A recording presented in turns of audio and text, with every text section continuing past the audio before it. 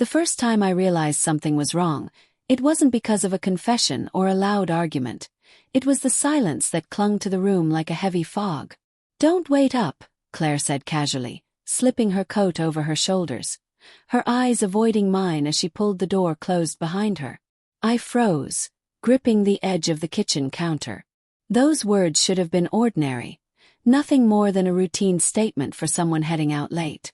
But something in her tone, light, almost careless, bore a weight I couldn't ignore. I swallowed hard, forcing calm into my voice.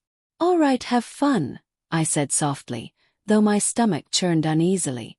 She didn't respond, only gave a faint smile and left. I tried to tell myself I was overreacting. I had no reason to doubt her, not really.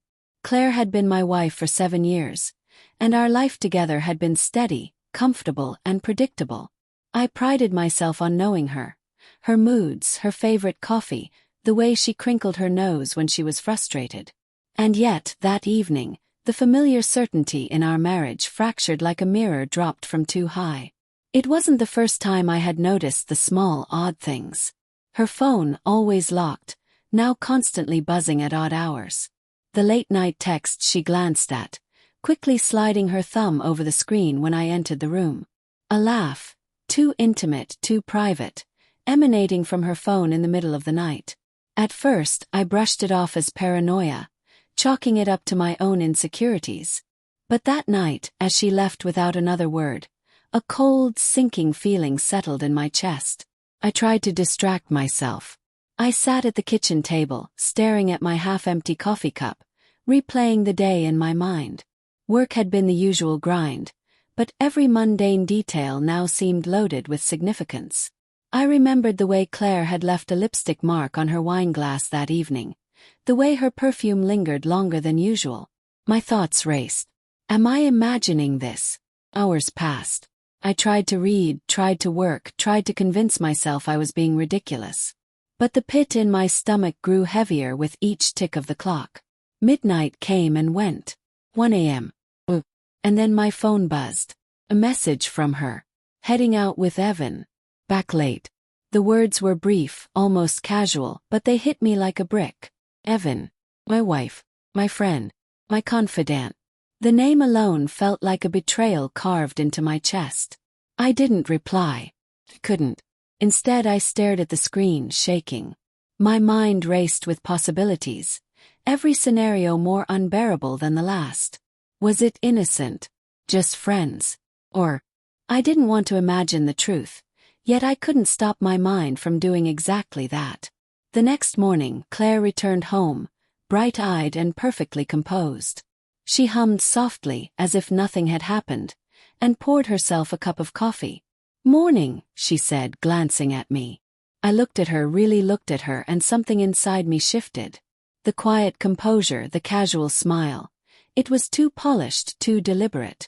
And in that moment, I knew I couldn't stay silent any longer. "Hope you and Evan had a great night," I said, my voice calm but laced with ice. Her hand froze mid-motion.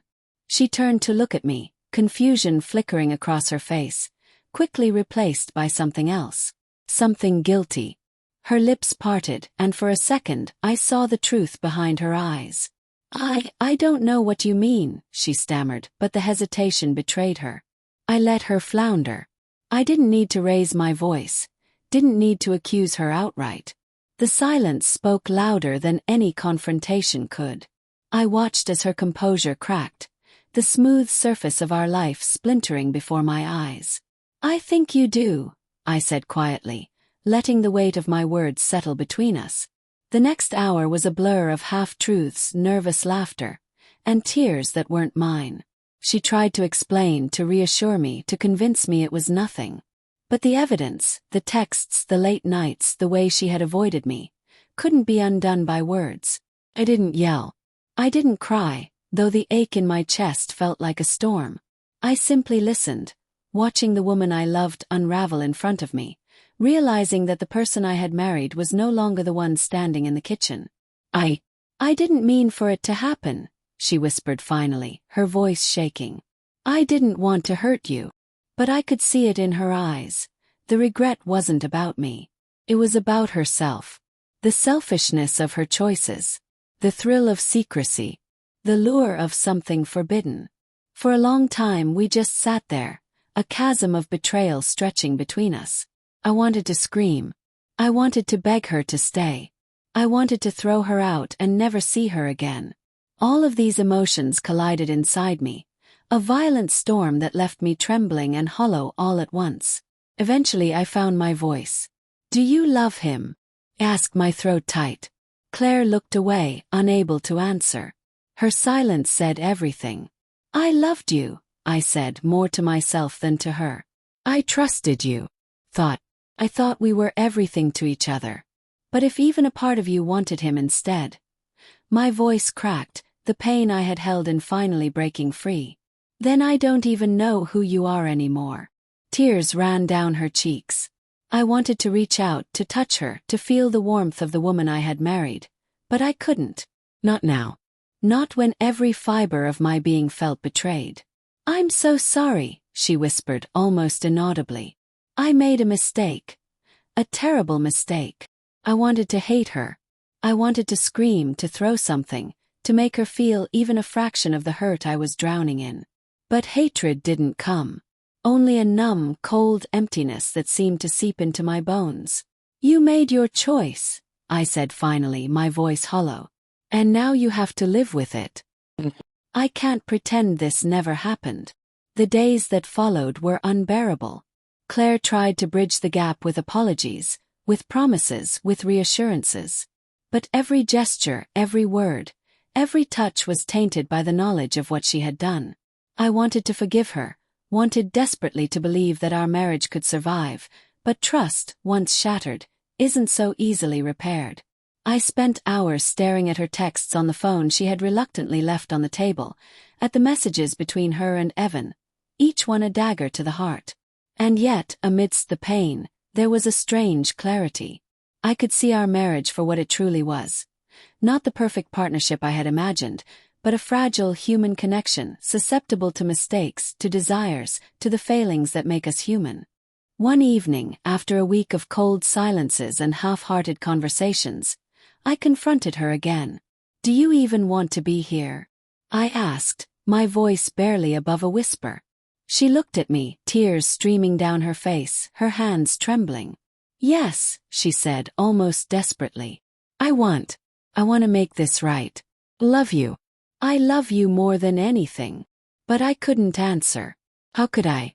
Love alone couldn't erase the betrayal, couldn't repair the broken trust, couldn't erase the nights I had spent imagining them together. I didn't know if I could ever trust her again, or if I even wanted to.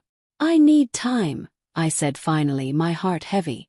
"I need to know if you're willing to fight for us. Truly fight, not just say the words." She nodded, and in that moment, I saw the depth of her remorse. But remorse, no matter how sincere, is not love. It is a shadow, a reminder of what was lost. Weeks turned into months. We went through the motions, therapy sessions, forced smiles, quiet dinners. And yet, every laugh, every touch, every shared glance was tinged with the memory of that night, the betrayal that had torn through the fabric of our lives. And then one evening, as the sun dipped below the horizon and painted our living room in a golden glow, I realized something. I couldn't erase what had happened. I couldn't pretend it didn't hurt. But I could choose how to live with it. I could choose to rebuild, or I could choose to walk away.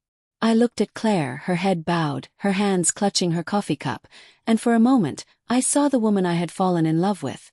Not the one who had betrayed me, but the one who had once been my partner, my confidant, my wife. "I don't know if we can go back to what we were," I said softly. "But maybe we can try to move forward. Carefully, slowly. If you're willing." She looked up, hope flickering in her eyes. "I am," she whispered. And in that moment, I knew the road ahead would be long, painful, and uncertain.